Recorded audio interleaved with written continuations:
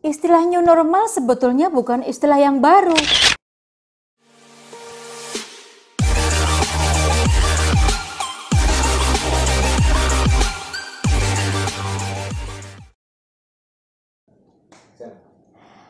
Halo, jumpa lagi dengan saya, Anna Marsiana. Saya punya 3 channel. Cerdas bersama Anna Marsiana, Jalan-jalan bersama Anna Marsiana, dan Belajar bersama Anna Marsiana. Jadi jangan lupa tonton terus, like, share, dan subscribe. Cut!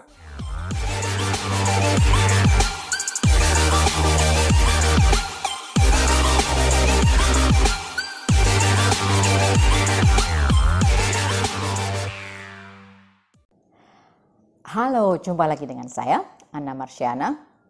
Saya punya 3 channel.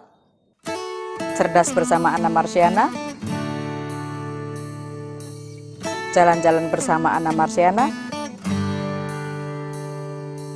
dan Belajar bersama Anna Marsiana. Jadi jangan lupa tonton terus, like, share, dan subscribe. Apakah Anda gundah seperti saya dengan terminologi yang akhir-akhir ini mulai viral, yaitu new normal? Atau Anda kesal karena Anda merasa apa sih yang new? Nggak ada yang new, nggak ada yang baru. Di bawah kolong langit ini semuanya tidak ada yang baru. Atau Anda merasa lebay karena ini kan hanya soal adaptasi. Soal adaptasi mah kita udah sejak ribuan tahun yang lalu kita jagonya beradaptasi. Homo sapiens ini jagonya beradaptasi, jadi nggak usah lebay. Please stay, jangan lebay. Atau Anda masuk pada kelompok yang mengatakan bahwa new normal memang harus dan saya sudah super siap untuk menghadapinya gitu. Lalu Anda ikut mempromosikan kondisi new normal ini. Tapi kelompok manapun Anda, maka video kita kali ini wajib Anda tonton. Topik kita new normal. Istilah new normal sebetulnya bukan istilah yang baru.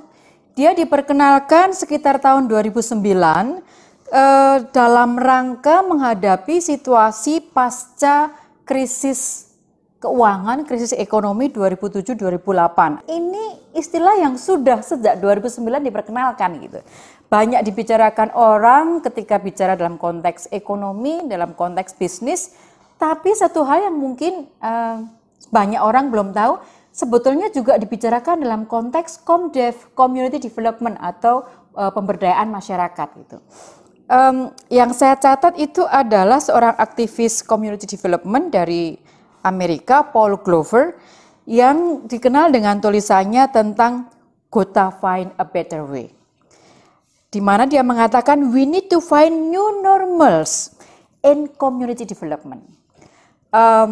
Tulisan yang sangat menarik. Dia mengatakan bahwa sebetulnya dalam kerja-kerja pemberdayaan masyarakat kita perlu mencari sesuatu yang baru. Intinya dia mengatakan kita perlu membuat terobosan. Kenapa? Karena banyak hal yang kemarin kita anggap nggak normal, itu sebetulnya slowly into our life. Secara perlahan-lahan itu menjadi sebuah kenormalan baru yang diterima atau tidak diterima, tapi kalau diterimanya tanpa sadar itu bahaya. Karenanya kita harus terima sebagai sebuah kenyataan, lalu kemudian kita sikapi, kita tolak, kita adaptasi atau bagaimana. Intinya kita perlu cari terobosan, itu dalam konteks pemberdayaan masyarakat gitu. Terminologi ini muncul lagi ketika pandemi COVID-19 dan kemudian viral pada masa pandemi ini, dan di Indonesia mulai viral dalam 2 minggu terakhir. Apa itu new normal? Ada 2 definisi yang mau kita bahas pada kesempatan ini. Yang pertama adalah definisi teknis. New normal secara definisi teknis saya kutip dari Profesor Johannes Eko-Rianto, pengajar di NTU Singapura. Profesor Johannes Eko-Rianto mengatakan bahwa perubahan perilaku yang terjadi selama pandemi itu akan menciptakan situasi dan pembentukan tatanan ekosistem yang baru. Antara lain terkait erat dengan penggunaan perangkat digital dan internet gitu. Bahwa situasi dan perilaku yang terbentuk selama pandemi ini nantinya tidak mungkin kita tinggalkan dan sudah membentuk sebuah pola perilaku yang baru, pola kerja yang baru, dan suka tidak suka semuanya terkait dengan sistem digital dan teknologi internet gitu. Itu tadi definisi teknis. Yang kedua adalah definisi politis yang menurut saya penting gitu. Nah, definisi politisnya adalah New normal adalah serangkaian kebijakan yang akan diterapkan oleh pemerintah dari negara setempat dalam rangka melakukan adaptasi sekaligus quote and quote memaksa rakyatnya untuk beradaptasi dengan situasi pasca pandemi. Kegundahan saya lebih terkait dengan definisi politik, karena definisi politis ini akan sangat kena-mengena dengan berbagai aspek dalam kehidupan kita sebagai warga negara berbangsa dan bertanah air. Kita kupas satu persatu. Yang pertama tadi baik secara teknis maupun secara politis, definisi dari new normal itu punya prasyarat satu yang sangat penting, yaitu bahwa new normal ini adalah situasi yang diharapkan akan diterapkan atau diadaptasi, diadopsi pasca pandemi. Di Indonesia, new normal ini mulai didengungkan dan menjadi viral, padahal kita tahu kondisi kita jangankan pasca pandemi, kita masih dalam situasi pandemik gitu. Kita belum lewat masa pandemi itu, kurva kita itu kalau saya cek per hari ini, tanggal 30 Mei saya cek, itu kurvanya masih naik. Jadi ini yang menjadi alasan kegundahan saya yang pertama dan yang utama gitu. Yang kedua, karena gundah maka seperti biasa saya mencari-cari gitu, apakah new normal ini ada syaratnya atau tidak, dan tentu saja pasti ada. Kita tidak bisa menerapkan new normal kalau tidak tahu prasyaratnya apa. Nah, WHO, World Health Organization dari PBB, mensyaratkan ada 6 prasyarat untuk new normal. Syarat pertama adalah bahwa harus sudah ada bukti bahwa penularan sudah bisa dikendalikan. Salah satu tolok ukur dari prasyarat pertama bahwa virus sudah bisa dikendalikan itu adalah yang disebut R0. R0 itu adalah angka reproduksi atau angka potensi penularan dari COVID-19. Nah, tolok ukur R0 yang ditetapkan oleh WHO itu adalah harus kurang dari 1. Sementara menurut catatan per 30 Mei yang saya baca, R0 kita itu masih di kisaran 2,2 sampai 3,58. Jadi masih sangat tinggi dibanding dari prasyarat dari WHO. Prasyarat kedua adalah bahwa sistem kesehatan dan fasilitas-fasilitas kesehatannya di negara tersebut harus sudah masuk kategori memadai. Memadai dari rantai awal sampai rantai akhir. Dari mulai testingnya, dari pencegahannya, dari penanganannya di rumah sakit, fasilitas-fasilitasnya, laboratoriumnya memadai. Prasyarat ketiga adalah harus ada bukti bahwa negara tersebut melakukan penekanan risiko di tempat-tempat yang masuk kategori risiko tinggi. Kalau kita perhatikan dari awal sampai yang nomor 3 ini bukti. Jadi memang evidence based. Ya iya, kalau nggak evidence based kita pakai apa gitu. Jadi harus ada bukti. Apa yang dimaksud dengan wilayah atau tempat yang berisiko tinggi? Itu adalah tempat-tempat yang karena situasi dan kondisinya itu secara otomatis dia berisiko menjadi tempat penularan atau klaster penularan dari COVID-19. Kalau secara umum misalnya itu di panti-panti jompo, kemudian di panti-panti asuhan. Kalau di dalam konteks Indonesia, saya kira pondok pesantren termasuk tempat risiko tinggi.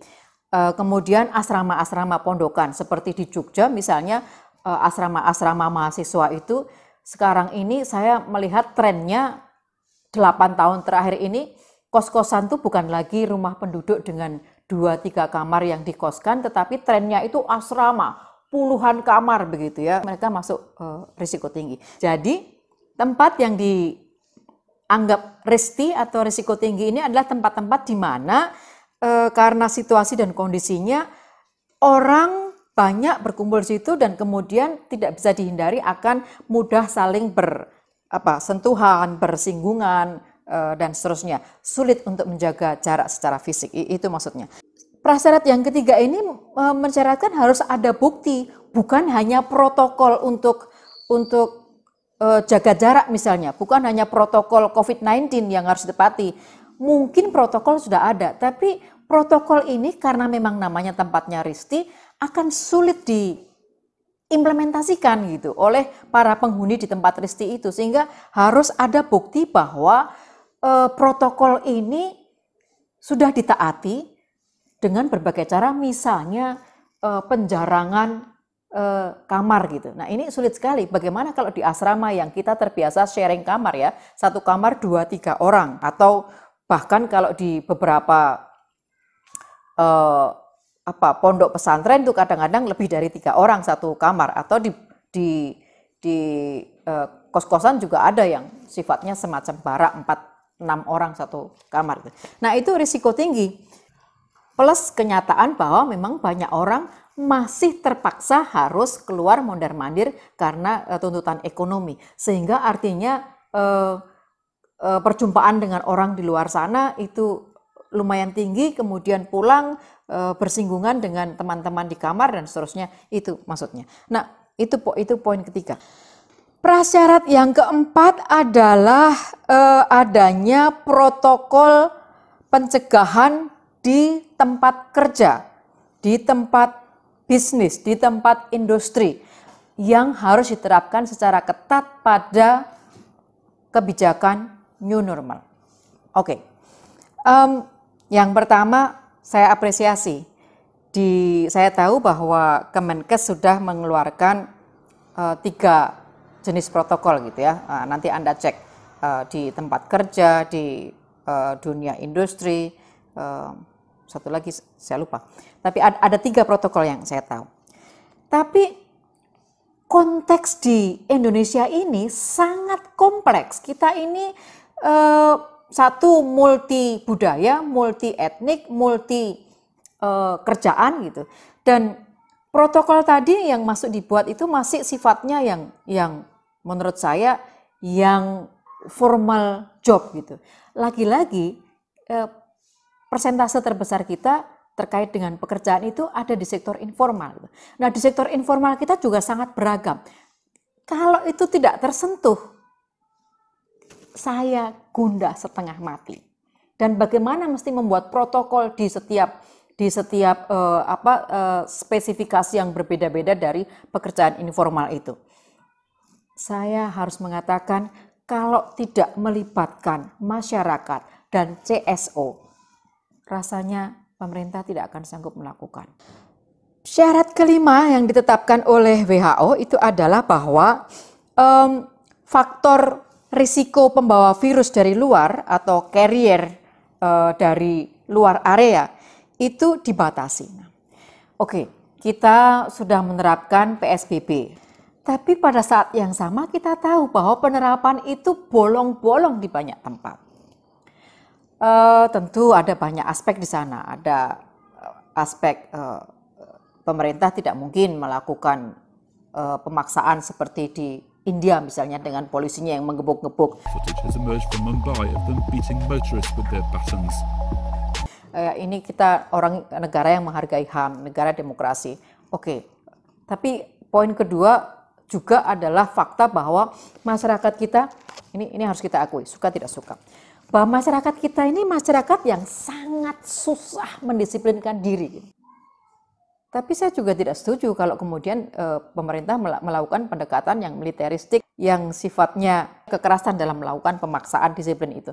Ada langkah besar yang harus dilakukan baik oleh pemerintah maupun juga masyarakat. Dan sekali lagi menurut saya terutama bersama dengan CSO.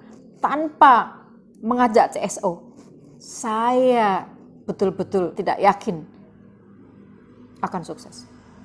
Prasyarat keenam dari WHO adalah tentang partisipasi masyarakat, partisipasi publik. WHO mengatakan bahwa partisipasi masyarakat dalam proses transisi menuju new normal itu menjadi sangat penting. Kenapa? Karena sejak awal saya katakan bahwa peran serta masyarakat, kesadaran masyarakat, peran serta CSO menurut saya punya peran yang sangat penting gitu. Jadi saya sepakat dengan poin ke-6 dari WHO ini. Terkait prasyarat kelima dan ke-6, saya mau mengutip Mas Imam Prasojo yang mengatakan bahwa ada 3 faktor penting yang harus dipenuhi oleh Indonesia kalau ingin new normal tadi bisa sukses gitu. 3 faktor itu adalah soal kesiapan pemerintah.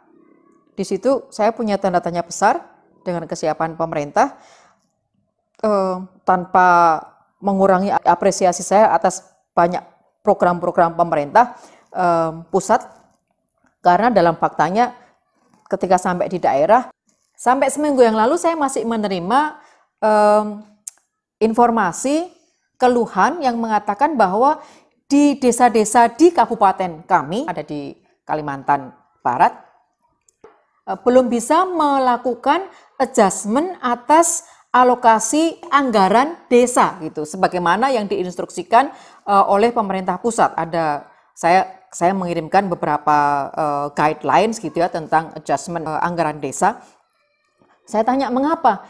Karena bupatinya masih belum definitif. Kebetulan bupatinya kena kasus korupsi. Dan itu sudah 2 bulan berjalan, tidak ada penyelesaian gitu. Bagi saya ini gila. Are you crazy? Is that your problem? Gitu kan. Hanya karena tidak ada pejabat definitif, lalu kemudian desa-desa di kabupaten itu tidak bisa melakukan adjustment. Nah, ini kan satu persoalan yang menurut saya sangat simpel, tapi tidak bisa dilakukan. Dan ini hanya satu contoh. Ada banyak persoalan-persoalan lain yang intinya adalah pelaksanaan di lapangan itu tidak sempurna, tidak selancar yang dibayangkan gitu. Ini cerita klasik deh di negeri ini. Faktor kedua menurut Mas Imam adalah peran strategis dari CSO, kemudian tokoh-tokoh masyarakat, dan para champion-champion, ini bahasanya Mas Imam, champion-champion yang ada di masyarakat. Sedangkan faktor ketiga adalah masyarakat itu sendiri, masyarakat luas, publik gitu. Nah, menurut Mas Imam, 3 elemen ini harus bekerja secara strategis, digarap secara strategis gitu. Pemerintahnya siap, CSO dan tokoh-tokoh dan champion-champion siap dan melakukan peran strategisnya, kemudian masyarakat juga siap. Di mana perspektif yang dipakai masyarakat bukan objek tetapi subjek gitu. Ya ini perspektif yang sejak puluhan tahun yang lalu kita dengungkan, tetapi dalam implementasinya tidak semudah itu. Misalnya saja tadi saya mengatakan bahwa budaya masyarakat kita ini masih jauh dari disiplin. Jadi ini menjadi faktor yang sangat penting untuk memastikan tentang kalau kebijakan new normal ini akan diterapkan di Indonesia gitu. Misalnya bagian dari prasyarat 4 dan 5 yang saya sebutkan tadi, itu antara lain mengatakan bahwa yang staying home itu harusnya sebaiknya minimal itu 49% dari masyarakat. Nah, menurut data yang ada, itu di Indonesia yang staying home itu masih kurang dari 46%. Ini saya baru bicara soal data yang terbaca gitu. Belum berbicara bahwa data kita itu sering meleset gitu. Kita kan persoalan klasik di negeri ini kan soal data gitu ya. Jadi sementara saya sangat sepakat dengan Mas Imam bahwa masyarakat harus diperlakukan sebagai subjek, tapi ini perjalanan yang panjang gitu. Dan kebijakan yang menerapkan masyarakat sebagai subjek ini harus betul-betul dilakukan secara sistematis dan terstruktur. Nah, sekali lagi kalau ini tidak melibatkan CSO, nggak jalan. Saya dari beberapa pertemuan Zoom yang saya ikuti, saya mengerti, saya tahu, saya sudah mulai melihat bahwa pemerintah berusaha sedemikian rupa untuk melibatkan CSO. Tapi dalam perjalanannya lagi-lagi saya juga masih melihat banyak bolong di sana-sini. Ini bukan soal mengkritik pemerintah, tapi ini soal menggambarkan realita di lapangan yang membuat lagi-lagi saya menjadi gundah kalau new normal ini akan segera diimplementasikan. Kegundahan utama saya kalau new normal ini akan segera diimplementasikan, itu ada 2, lepas dari yang 7 yang kita bahas tadi. Tapi yang utama itu ada 2. Yang pertama itu adalah yang berulang saya sebutkan. Kita itu punya persoalan klasik tentang data. Anggap saja dari 1 sampai 7 prasyarat yang saya sebutkan tadi semuanya udah lolos gitu. Tapi data siapa yang kita pakai? Kita selalu punya persoalan dengan data kependudukan, dengan database, dan juga kita punya persoalan dengan transparansi. Kita ingat di masa-masa awal pandemi kita punya persoalan besar dengan transparansi, di mana kemudian sampai pada poin di mana Presiden sendiri mengatakan bahwa memang betul awal-awalnya data tidak dibukakan gitu. Sementara memahami tujuan dan maksudnya, tapi poin yang saya mau bilang memang kita punya persoalan besar dengan transparansi. Nah kalau datanya tidak valid, transparansi tidak ada, gimana saya nggak gundah gitu. Jadi kegundahan saya lebih kepada karena persoalan new normal ini bukan hanya persoalan teknis. Kalau teman-teman mengatakan ini hanya soal adaptasi kok Bu, ini hanya soal persoalan teknis. Saya sudah di kantor sudah mulai kok pakai masker, selalu cuci tangan, selalu protokol higien itu diterapkan. Fine, saya sangat bergembira. Tapi sekali lagi semoga teman-teman melihat bahwa ternyata persoalan new normal yang menjadi kegundahan saya ini jauh lebih luas dari persoalan teknis itu. Jadi terkait dengan data dan transparansi tadi, ya karena memang persoalan new normal ini jauh melampaui dari persoalan hal-hal teknis tentang protokol higien tadi. Kalau kita lihat protokol kebersihan dan kesehatan tadi hanya 1 di antara 6 atau 7 prasyarat dari new normal tadi. Kemudian memang saya membaca, saya juga melihat di pembahasan di media bahwa new normal ini tidak akan diterapkan serentak secara nasional begitu, tapi akan dipilih wilayah-wilayah yang sudah siap gitu. Dan misalnya kalau dari data tadi malam saya mendengar, saya membaca bahwa ada sejumlah provinsi, kalau tidak salah 14 provinsi yang menurut data yang ada, katanya R0-nya, angka reproduksinya itu udah di bawah 1. Anda bisa Google provinsi mana saja, yang sempat saya catat ada Jawa Tengah, Bali, DKI, DIY, Sulbar, Sulteng, Kaltim, Kalut, Kalbar, Aceh, Sumbar, Babel, Kepri, Riau, nanti Anda cek di Google gitu. Semoga datanya benar.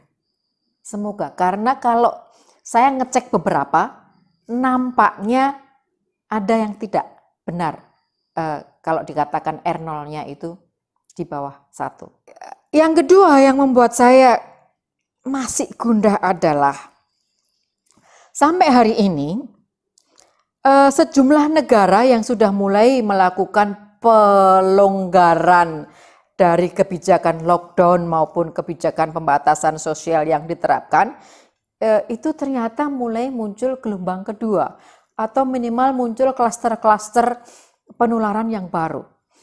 Saya mencatat di Korea Selatan Prancis, Cina, Spanyol, Italia, Denmark, itu termasuk Jerman, terutama di Frankfurt, Anda bisa membacanya, itu ternyata mulai muncul klaster-klaster baru. Jadi artinya di negara-negara yang basis datanya jauh lebih bagus, transparansinya jauh lebih bagus, disiplin masyarakatnya jauh lebih bagus, itu aja muncul klaster-klaster baru. Jadi bagaimana saya tidak gundah? Nah, saya mau menutup obrolan kita, kegundahan saya dengan mengutip tulisan dari sebuah buku yang sangat bagus. Saya mau promosi buku ini, kapan-kapan kita bahas kali ya buku ini. Betul-betul buku ini sangat bagus. The Power of Habit dari Charles Duhigg. Nanti kita bahas. Tapi terkait dengan obrolan kita kali ini, saya mau mengutip Charles Duhigg dalam bukunya. Dia mengatakan bahwa perubahan dan atau kebiasaan-kebiasaan baru itu bisa terjadi karena otak kita itu terstimulasi, yaitu bahwa kalau otak kita ini mengatakan kepada kita bahwa kalau kita melakukan hal ini, maka akan ada ganjaran yang kita peroleh, akan ada benefit yang kita dapat. Gitu. Mohon maaf ya, saya agak kesulitan menemukan istilah dalam bahasa Indonesianya. Charles Duhigg mengatakan perubahan yang akan terjadi kalau otak kita itu craving, lapar akan melakukan sesuatu, di mana dorongan dari rasa lapar, keinginan yang kuat untuk melakukan sesuatu itu karena otak kita tahu kalau kita melakukannya kita akan dapat sesuatu. Jadi dia mengatakan sebetulnya suka tidak suka itulah yang mendorong sebuah perubahan bisa terjadi. Hanya kalau otak kita itu terstimulasi bahwa kalau kita melakukan sesuatu itu akan ada, dalam bahasa yang sekarang banyak kita dengar, itu ada output, outcome, dan dampaknya. Ada benefit yang langsung bisa dirasakan, sekaligus benefit ini akan berlanjut secara jangka menengah sampai jangka panjang, itu output, outcome, dampak. Nah, kalau tidak ada stimulasi otak yang mengatakan bahwa ada benefit, itu hampir pasti masyarakat tidak akan melakukan, maka hampir pasti tidak muncul kebiasaan-kebiasaan baru, maka hampir pasti tidak akan ada perubahan. Yang saya mau katakan terkait dengan kebijakan new normal, menurut Charles Duhigg, stimulasi tadi bisa terjadi dua cara, yaitu by force nature dan by design. Nah, terkait dengan new normal pasca pandemi ini, by force nature-nya udah ada gitu. Tadi kata Profesor Johannes Eko tadi bahwa pandemi ini sudah memaksa kita untuk mengubah berbagai kebiasaan. Kebiasaan terkait dengan higien, kebiasaan terkait dengan teknologi dan perangkat digital maupun internet. Itu kita mau nggak mau itu nanti akan terbawa. Yang tidak mengikuti ke sana akan tersingkir. Itu secara ekonomi, secara sosial, secara politik. Itu by force nature. Nah, by design ini menjadi tugas pemerintah, karena tugas pemerintah ketika membuat kebijakan new normal tadi itu artinya by design. By design pemerintah harus mampu membantu masyarakat agar otak rakyatnya itu terstimulasi. Tentu kalau terstimulasi itu oleh sesuatu yang konkret ya, bahwa rakyatnya tahu, sadar, dan merasakan bahwa memang saya harus melakukan ini karena saya akan mendapatkan benefitnya, baik yang bersifat output langsung maupun outcome dan impact, maupun yang akan terus kalau saya lakukan berulang-ulang itu akan makin memperkuat saya secara ekonomi, secara sosial, secara politik, dan juga jangka panjangnya. Nah, kalau itu bisa dilakukan oleh pemerintah, maka kebijakan new normal akan kurang lebih bisa efektif dan berdampak buat kita, kegundahan saya akan terkurangi. Tapi kalau itu tidak bisa dilakukan, maka saya tidak tahu apa yang akan terjadi di negeri ini. Jadi apa yang bisa saya katakan dengan kegundahan saya yang saya urai tadi, saya mengajak teman-teman semuanya yang aktif di masyarakat, para champion, CSO, tokoh-tokoh masyarakat, tokoh-tokoh agama, mau tidak mau kita harus ikut terlibat, kemudian mencermati 7 area tadi, memperkokoh dan melakukan peran strategis kita, karena betul kita harus menjadikan diri kita dan masyarakat sebagai subjek, tetapi sekaligus mendorong pemerintah untuk by design mewujudkan stimulasi otak yang real tadi. Nah, saya harap saya tidak hanya membagi kegundahan, tetapi juga membagi beberapa hal untuk bisa kita tindak lanjuti, supaya kita bisa melihat persoalan new normal dengan jernih, dan mari kita terus menjadi cerdas, terus belajar, dan terus tetap mencintai negeri.